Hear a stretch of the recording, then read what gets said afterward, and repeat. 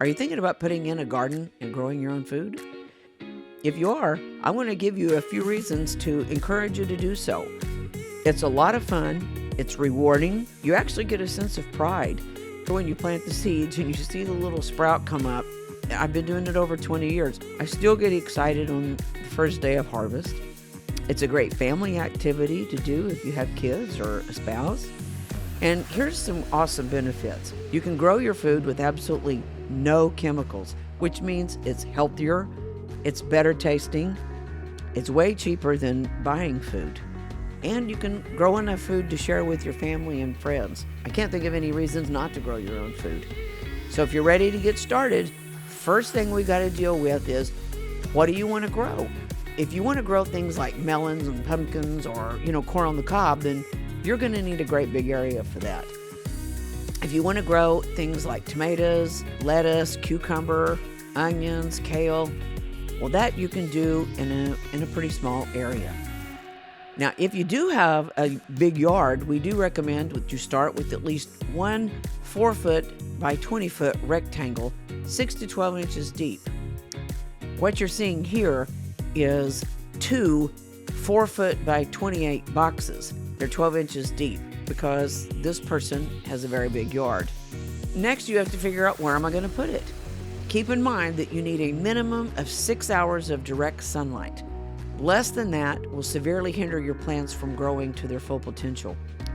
And if possible, orient your rectangle garden north to south as much as you can. This will help even distribution of sunlight with minimal shading. Leave 2 to 3 feet of excess around the perimeter of the garden bed because you're going to need to get around it to take care of it and to harvest it. If you're ready to get started, there's 4 easy steps. Now, these steps require a little planning, a few tools, and a little sweat. And if you got family and friends to help, give them a call, have them come on over and, make it a community experience. You know what they say, many hands make for light work. Step 1, clear it. For persistent weeds or grasses, use a thick mulch of grass, hay, plastic, or cardboard to cover the area for 2 to 4 weeks to kill them. Clearing the general area first is going to help make the work go smoothly. Do not use chemical herbicides. Well, unless, of course, you don't mind eating bad chemicals and you don't like the bad taste of it. Seriously, you don't need chemical herbicides to accomplish this work. And do not invert the soil, aka tilling. You don't deep plow or deep till the soil because this will damage the living microscopic organisms that feed your plants. It's not necessary and it's not a healthy practice. Step 2, mark it. Using 4 stakes and a string, mark out the specific perimeter of your box. Now be precise. Set the stakes 1 foot beyond the outside location of the 4 corners. Using a framing square or a piece of paper to make the corners square, draw it out on paper first. If you're using lumber, try to use standard board lengths to minimize the waste. Then transfer the drawing using your stakes and string onto the ground. You can also score the ground with a sharp object or use a surveyor's paint. Use resources you have, but be precise. Step 3, build it. Cut your boards or other material to precise lengths. Then lay them out on the ground, aligning them with string or other markings. Screw or nail the pieces together. For rock, brick, or block construction, put in a concrete footer and mortar the pieces securely into place. Drive stakes at least 1 foot into the ground on the inside perimeter of the box and screw the sides to the stakes. This will secure the box in place. If you're using a chemically treated or stained wood, and if you're concerned about residues leaching into your garden, line the vertical portion with plastic or geocloth. This also reduces the wood's contact with the moisture and microorganisms in the garden soil that cause lumber to rot and deteriorate. Now, take note here, if you're growing your garden directly on the ground, which works beautifully, you'll skip step 3. There's nothing to build. Here's an example of our garden. It's very large, but notice there are no boards around the perimeter blocking it in.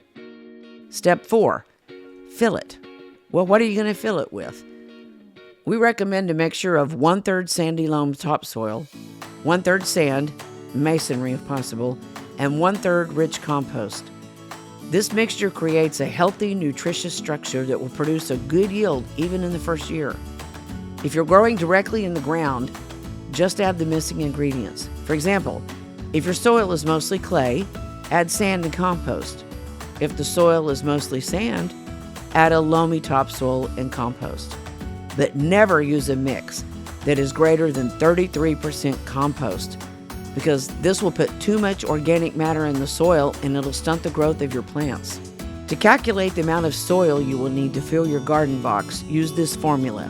Length times width times height equals cubic feet. Multiply the cubic feet by 1.2 to allow for settling as the air slowly escapes during the first 2 months. And finally, divide the total by 27 to convert to cubic yards, because most bulk materials are sold in cubic yards or cubic meters. Fill the box and you're ready to plant. Now here's a tip. If you're using a wheelbarrow to move soil into the structure, consider leaving one end unfastened until the soil is in the box. Or heap up the soil in a narrow mound in the middle of the perimeter. This will keep you from having to lift the wheelbarrow over the edge of the box. Finish the box with a capboard around the perimeter. This increases the rigidity of the sides so that they won't warp or bow over time. Also, it makes a nice place to sit when you're planting seeds or pulling weeds. Now, we recommend that you follow along with our lessons and our instructions on Victory Gardens for Life at heartstonenetwork.com. This will offer you more training and will help you each step of the way to plant, to cultivate, to harvest, etc. It's free of charge, and we hope you'll come check it out. Now get out there and have fun and enjoy a delicious and bountiful harvest.